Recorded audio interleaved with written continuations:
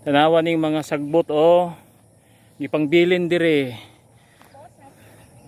Na okay na They don't have human ability. na gipangbilin ng mga sagbot. So suway mga disiplinas kagalingon. Paingon is cross dako. Ng mga estasyon no. Na ikakuan ni estasyon nasa ika 5th nga estasyon pero dito first daghan pa kay mga sagbot pud dinani.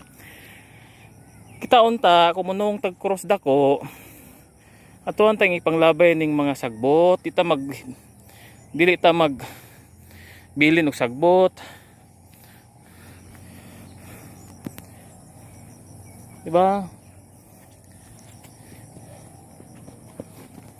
Dala mo, tapon mo. I mean is tapon sa ano tamang tapunan.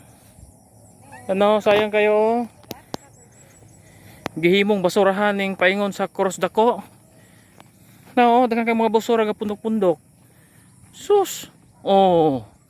Nani sa ika-5th nga estasyon. Oh, patagan ito maabot ito. Oh. Sus. Pastilan. Nagkalat yung mga basura.